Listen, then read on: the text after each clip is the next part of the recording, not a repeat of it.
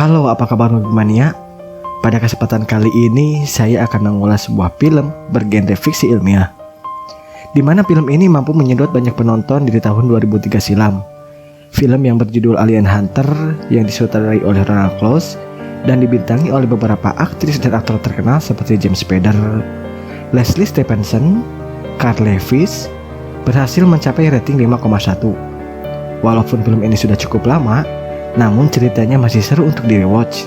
Dan bagi yang belum pernah menontonnya, ini dia alur ceritanya.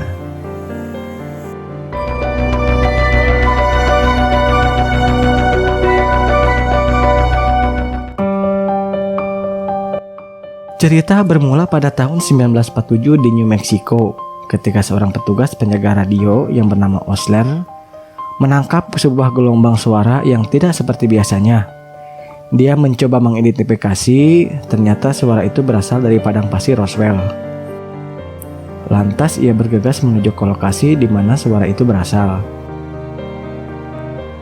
Setibanya di lokasi, anjing peliharaannya yang bernama Rex yang ikut bersamanya berlari menuju ke arah benda tersebut.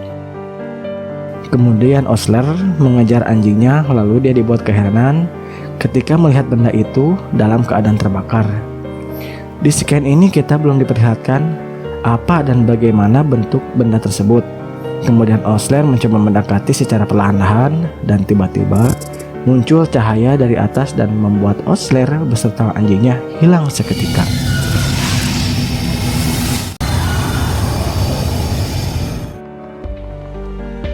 Lalu scan berpindah di tahun 2003 di mana sebuah satelit berhasil mendeteksi adanya benda luar angkasa yang jatuh dekat dengan pusat penelitian sumber daya Axon di Antartika.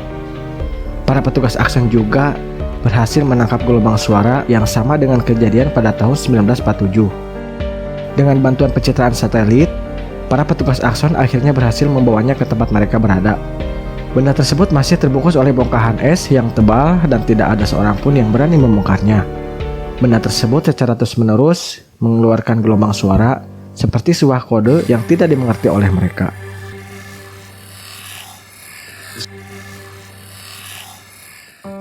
Dr. Alexey Garrett yang merupakan ahli genetika dan juga kepala proyek riset NASA Axon meminta bantuan kepada temannya yaitu Dr. John yang merupakan seorang rektor universitas di California. Dia salah seorang yang paham tentang kejadian di tahun 1947. Kemudian Dr. John memerintahkan Julian Rom yang merupakan seorang dosen di universitas tersebut untuk menelitinya.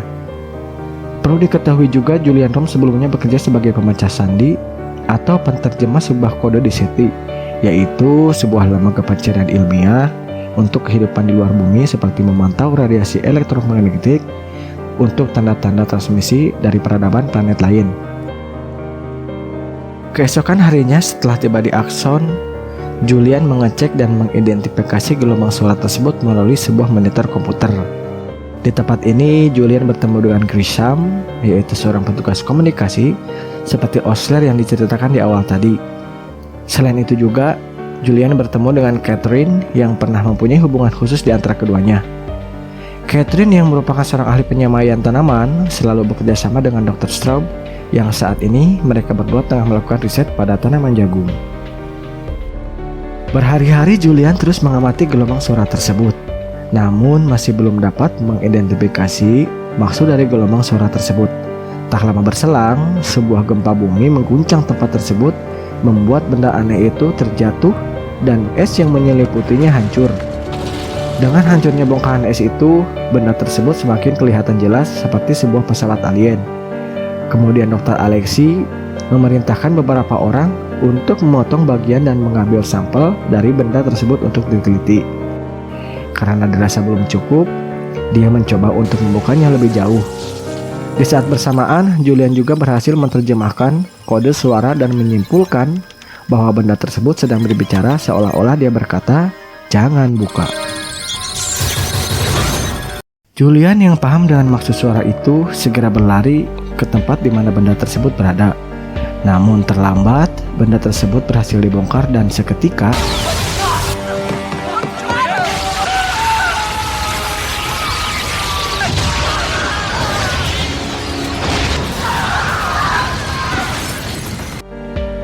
Disinilah awal malapetaka muncul. Selain itu juga, kilatan cahaya tersebut membuat aliran listrik padam dan terpaksa menggunakan tenaga baterai untuk menghidupkan kembali listrik, namun dengan waktu yang terbatas. Ketika Julian sedang mengamati benda tersebut, beberapa orang yang sempat melihat kilatan cahaya itu keluar, perlahan tewas satu persatu secara mengenaskan.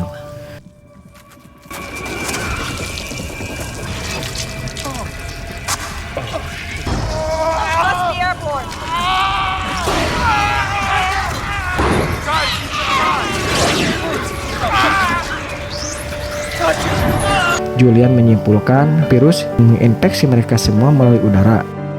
Julian paham bahwa secepat atau lambat mereka semua yang ada di situ juga akan mati. Tapi Dr. Straub tidak percaya dengan apa yang diucapkan Julian. Kemudian Julian melarang semua orang yang ada di situ untuk pergi meninggalkan Axon dan tetap tinggal karena bila keluar dari tempat tersebut akan menginfeksi semua penduduk bumi dan dapat menyebabkan peradaban di bumi musnah.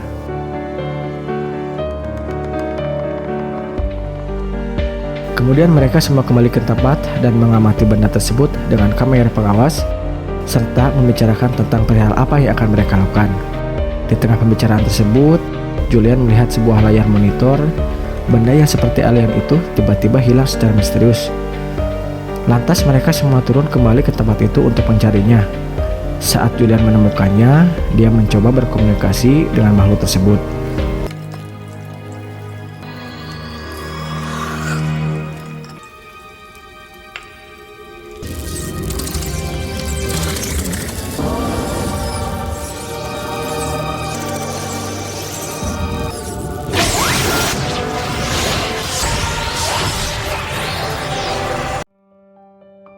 Saat sedang berkomunikasi, tiba-tiba Michael yang seorang pilot datang dan membunuh makhluk tersebut.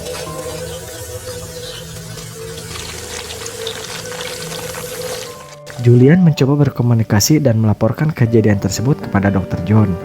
Tanpa mereka tahu, di saat bersamaan, Dr. John sedang dimintai keterangan oleh pihak pemerintah.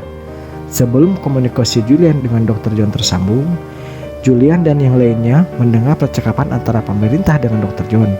Dalam percakapan itu, pemerintah yang tahu akan risiko kedepannya berencana akan menghancurkan tempat tersebut dengan sebuah senjata nuklir. Pemerintah meminta bantuan kapal selam Rusia yang kebetulan berada tidak jauh dari lokasi tersebut. Mengetahui hal itu, Dr. Straub berusaha menyelamatkan diri dibantu dengan Michael. Namun usahanya dihalangi oleh Grisam. Perkelahian terjadi dan membuat Grisam harus tewas, sementara Dr. Alexis dan Catherine tertembak di bahunya. Dr. Straub dan Michael berlari menuju pesawat, kemudian Julian berusaha mencoba mengejarnya. Ketika melewati kebun jagung, Michael melihat tanaman jagung tersebut mati secara perlahan dan membenarkan apa yang diucapkan oleh Julian. My God, they were right. Lantas Michael mengurungkan niatnya untuk melarikan diri. Dr. Straub yang kesal akhirnya membunuh Michael dengan sebuah pistol.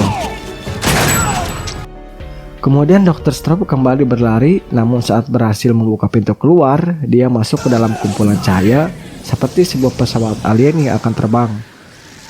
Julian juga masuk ke dalamnya, namun Julian paham apa yang harus dilakukannya. Dr. Straub yang panik akhirnya tewas dan tubuhnya menghilang.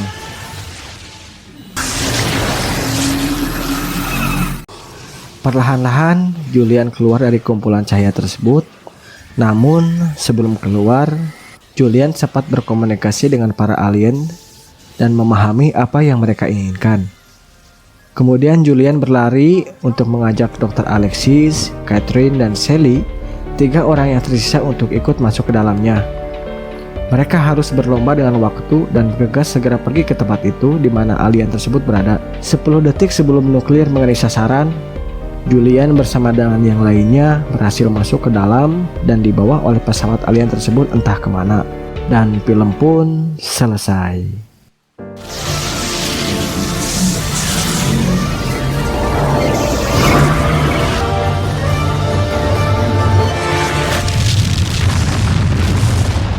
Film ini cukup membuat kita tegang dan membayangkan bagaimana bila hal itu terjadi di alam nyata. Thanks for watching, subscribe, see you next time, dan tetap semangat.